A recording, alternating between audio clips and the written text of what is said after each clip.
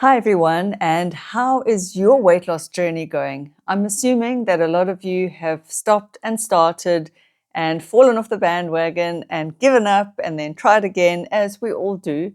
And that is the thing you need to remember. Weight loss is not a linear journey, it's always up and down.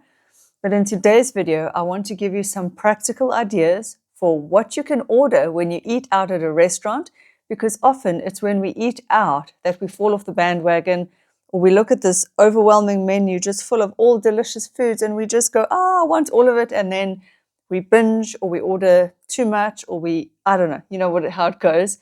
So to be pre-armed with a strategy before you go to a restaurant is a wonderful tool, especially if you are wanting to be quite diligent or strict on your journey, or you're nearly hitting that goal. So you don't want to fall off. You don't want to also not eat out with your friends. So here are some very easy to do practical tips. You don't need a whole long video, but let's say you're going out for a breakfast. This is an easy one, scrambled eggs on toast, or you could just order an omelette. Hopefully they do egg white omelets. Some restaurants do, in which case you know that they might be a little bit more waistline friendly. And usually those come with vegetables in as well. And you can order on the side a piece of toast. You can have it whole wheat or rye, or even white is fine. If you really must, that's also okay. And you can ask for it with a butter on the side, so they mustn't butter it for you, so that you get to control the fat content.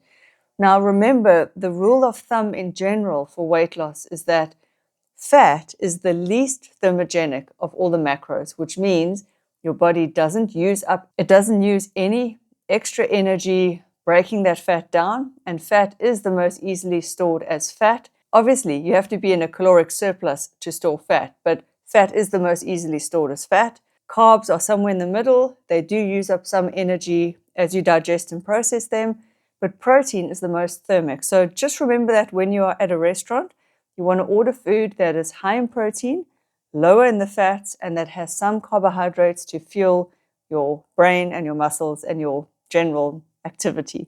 So I've already mentioned scrambled eggs on toast or an egg white omelette for breakfast. The thing with restaurants you always have to be careful is that they always want to add butters and fats and oils, and that pushes up the calorie content of the meal. It gives it a lovely mouthfeel, and that's why they do it. It adds to the flavor. So fats in a meal actually enhances the flavor of the whole meal as well. So even if you order oats at a restaurant, usually they come prepared with butter and cream. They have a lot of sugars and things like that. So one does need to be careful. Eating out is a minefield, but it can be done. You just have to ask them how you want your food prepared. Another very easy go-to breakfast or lunch idea is poached eggs on toast. And then with them being poached, you know that they are not fried in oil. You can ask for the toast plain and unbuttered as well. For lunch options, you've always got salads. Again, you can ask for the dressing on the side. You can ask for no cheese, no croutons. Anything that looks too fatty or not waistline friendly, let's put it that way. You can ask them to remove it, take it out, or you can just remove it yourself. You don't have to eat the cheese and the croutons. So generally, a chicken breast salad is an excellent option when you're at a restaurant. Now, there may not be enough carbs in that meal if you were tracking your macros, but that's fine. You can have your carbs earlier. You can have some carbs later. You can have a cappuccino, which has the lactose in the milk. There are ways to include the carbs. You can ask them for a piece of bread on the side. You can ask them for a baked potato. Remember, at a restaurant, you are the customer. You can ask for what you want. And if they can do it, great. If they can't, don't worry about it. And I nearly forgot to add, another fantastic lunch option that you can find at some restaurants is sushi. Now, the problem with some sushi restaurants is that they make the sushi rice with a lot of sugar. I've seen it made in front of my eyes, and they've poured a big bucket of sugar into the big batch of sushi rice. So there is added sugars, and I'm sure there's hidden things, and a lot of them nowadays come with lots of mayonnaise slathered on top. And the protein content is a bit low, so I would recommend you order some sashimi on the side to boost the protein content, and just have fewer of the sushi rolls themselves with all the rice. Try and go for something with a little bit less rice and a lot more protein, but it's a fantastic lunchtime option, or dinner. Now, when you go out for dinner, I would say that this takes a little bit of forethought and pre-planning. A safe option is always a fillet. So you order a lady's fillet for the ladies. Obviously, a man can order a man's fillet. But a fillet steak, obviously, is a lean cut. It's also very tender. And ask for them to do it without any basting, and then vegetables or a side salad with a baked potato. You can ask for rice, but usually they cook the rice with oil. You can see the oil droplets when they use that little ramekin bowl and then they tip it over. You can usually see some glistening oil. So again, it's not the end of the world, but if you want to be a bit more strict and stick to your diet goals, then try your best to ask for the food that you want. I mean, the other strategy you can do is to fast throughout the day and save all your calories for a meal out where you just say, stuff it, you're going to enjoy it. That's also fine. You can use your meal out as your cheat meal, where you just say, this is the meal that I'm allowed to order whatever I want, and just indulge and enjoy and get back on track the next day.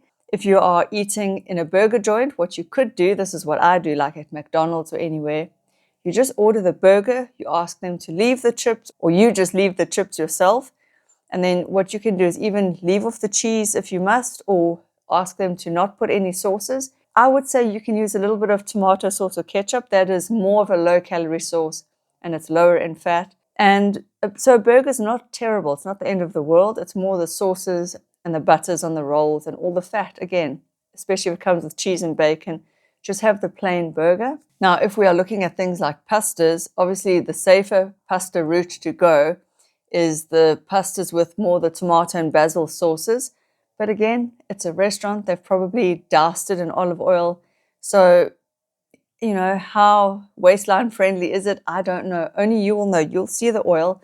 So all Italian restaurants use lashings of olive oil. And again, it's not so much that the oil is a problem. Fat is not a problem. Fat is okay. It's the amounts of fat and the fact that if you are having a meal that is a lot of carbs and a lot of fat, you're just missing out on the thermic effect of protein.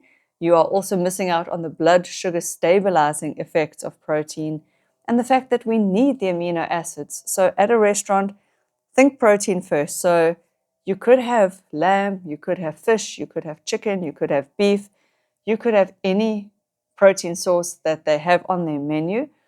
It's more how they prepare it. And again, you are the customer. You can speak up. So ask them to prepare it the way you would want it prepared. Ask them for the baked potato or the rice or whatever it is to be cooked plain and simple. You know, you don't have to just take what they give you. You can ask. You can even make something up. Say you have had your gallbladder removed and you can't process fats. You know, there are ways of getting healthier food at a restaurant. Of course, it depends which restaurant you're going to as well.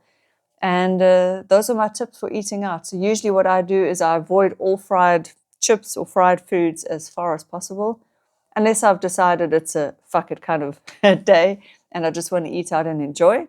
And for desserts, that's a tricky one because I love chocolate desserts. If they have a fruit option, like a fruit platter, you could do that. You could also just do an Americano coffee and skip the dessert. It really is up to you. Remember, your weight loss journey is up to you. The food you put in your mouth is up to you. The choices you make in terms of what you eat, that is up to you. Now, if you're thinking, well, all that sounds great, Louise, eating out at a restaurant, but what about during my daily life at home? What do I eat then for weight loss? Well, I've got you covered. I have pre-made 7-day eating plans, or an eating program if you want to call it. So even if you don't follow it exactly, you can get it from me and it can give you like a launching pad. So you look at the meals, you look at the way they are structured, and it can spark ideas. Or of course, you can just follow it meal by meal, day by day. But obviously, I find for me personally, to follow something so rigidly, it can feel like it's boxing you in. But a meal plan is a great place to start. So you look at what is there. You see, okay, I can put that in, I can substitute that. So anyway, I've got these meal plans. I also have training programs for those ladies who want to add in a bit of exercise. They are $5 each. If you would like me to customize something specifically for you, that is $10 a plan. But I have my comprehensive fat loss guide. It's a little 3.5, 4-page guide. So you can just read through and get an understanding of my very best fat loss or weight loss advice. It's just condensed. It's all in this printable format, so you can just print it out and read through it and just get a grasp on how fat loss works and how body recompositioning works. So in my book, what you want to do is maintain and or build muscle, because muscle burns a little bit more calories than fat, but also it makes you look toned. It's good for longevity. It keeps you upright. It keeps everything strong and working and mobile. Weight training strengthens your bones. There's so much to muscle that I wouldn't ignore muscle building if I were you. And of course, building muscle helps with fat loss. It uses up all the calories and the sugars and the glycogen. So to me, muscle building and fat loss do go hand in hand. But of course, you can choose how far you want to take anything. So read the guide, get an idea. Those are just $2. Next year, I'll put the price up. But I just wanted everyone to have it. Everyone who wants it should have it. I mean, this knowledge, you can Google all of it if you really want to, but it's all in one place. So just email me and let's get chatting. I wish you a lot of luck on your weight loss journey. I hope you found this helpful, and I will see you guys in the next video. Bye.